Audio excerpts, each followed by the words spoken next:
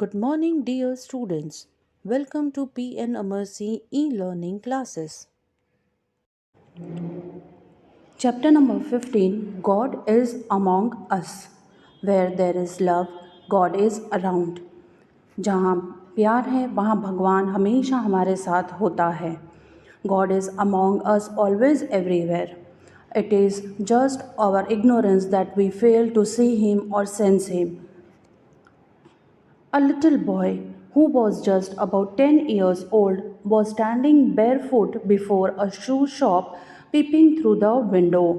He was shivering with cold. A lady from behind approached the boy and said, "My dear boy, what are you looking at that window?" तो बच्चों, एक 10 साल का बच्चा है जो कि एक शू शॉप के बाहर खड़े रह के खिड़की में से देख रहा है. ठंड के कारण वह ध्रुज रहा है और एक लेडी पीछे से आके उससे कहती है कि बेटा, तुम क्या देख रहे हो उस खिड़की में? I am asking God to give me a pair of shoes, said the boy. तो वो बच्चा कहता है कि मैं भगवान से कह रहा हूँ कि मुझे एक जोड़ी जूता दिला दें. The lady looked at the boy in amazement for a few seconds. Then she took his hand and took him inside the shop. She asked the shopkeeper to get half a dozen pairs of socks for the boy. She also got him a pair of comfortable shoes. She then got his feet cleaned and placed a pair of socks and shoes on his feet. She then asked the shopkeeper to pack the remaining 5 pairs of socks and hand them over to the boy. तो उस औरत ने उस बच्चे का हाथ पकड़ के उसे दुकान के अंदर ले गई और 1 दर्जन मोजे लेकर दिए उस लड़के को. यहाँ तक कि जूते भी उसे खरीद कर दिए और उसके पैर साफ करके उसे मोजे और शूज़ पहनाए पैरों में.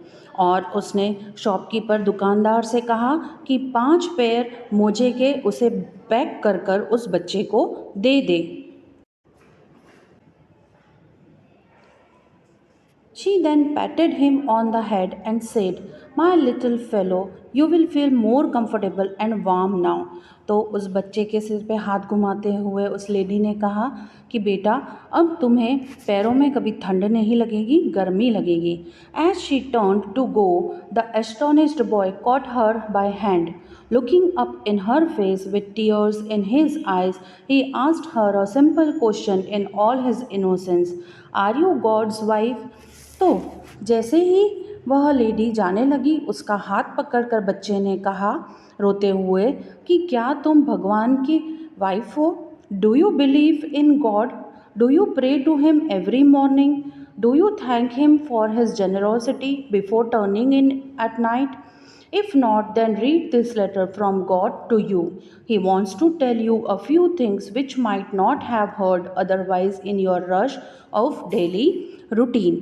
तो उनसे कहती हैं बच्चे से कि क्या तुम्हें भगवान पे भरोसा है? तुम रोज़ सुबह उठकर भगवान का नाम लेते हो, उनका शुक्रिया मानते हो, रात के समय सोने से पहले उनका नाम लेते हो? अगर नहीं तो यह एक चिट्ठी पढ़ो कि वह तुम्हें क्या कहना चाहते हैं. So, letter from God.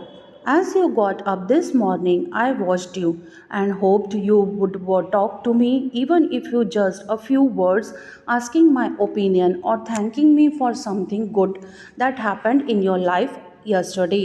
But you were too busy trying to find the right outfit to wear. तो जब सुबह उठे तुम, मैंने तुम्हें देखा और सोचा कि तुम मुझसे बात करोगे कुछ देर के लिए. तो ना ही तुमने थैंक यू कहा कि कुछ अच्छा कहा जो तुम्हारे साथ कल हुआ था. तुम बिज़ी थे अपने राइट फुट के लिए. When you ran around the house getting ready, I knew there would be a few minutes for you to stop and say hello, but you were too busy to do so. At one point, for 15 minutes, you had nothing to do. You ran to the phone and called a friend to get the latest gossip. तो जब तुम सुबह उठे तो तुम तैयार हुए और मैं जानता था कि तुम्हारे पास कुछ समय है रुककर मुझसे बात करने के लिए, पर तुम बिज़ी थे। जब 15 मिनट का समय था तुमने कुछ नहीं किया। उस समय तुमने अपने दोस्त को फ़ोन कर कर उससे बातें की। I notice that before lunch you look around and I thought maybe you feel embarrassed to talk to me. That is why you don't bow your head. You glanced 3 or 4 tables over and you noticed some for your friends talking to me briefly before they ate. But you didn't. But there is still more time left, and I hope that you will talk to me yet. You went home, and after a few courses, you turned on the television set. I waited patiently again as you watched TV and ate your meal, but again you didn't talk to me. Bedtime, I guess you felt too tired. After you said good night to your family, you got into bed and promptly fell asleep.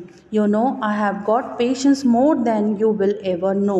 I love you so much that I wait every day for a nod, prayer, or thought. It is hard to have a one sided. Well, you are getting up once again, and once again I will wait with nothing but love for you, hoping that today you will give me some time. तो घर आने के बाद भी तुम TV देखने लगे, तब भी खाना खाने लगे, और सोने से पहले तुमने अपने पूरे परिवार को गुड नाइट कहा। तब भी मैंने तुम्हारा इंतज़ार किया कि तुम अब आके मुझसे बात करोगे। मैं तुमसे बहुत प्यार करता हूँ और तुम्हारा इंतज़ार कर सकता हूँ, and hope that you will give me some time. तो बच्चों, इस लेसन से हमें यही सीखने मिलता है कि हमें भगवान की भक्ति, उनका नाम लेना चाहिए। कहीं ना कहीं भगवान जो है वो हर समय हमारे साथ होता है। हम उन्हें देख नहीं सकते, पर उनका नाम लेके हम उन्हें महसूस ज़रूर कर सकते हैं। Thank you dear students.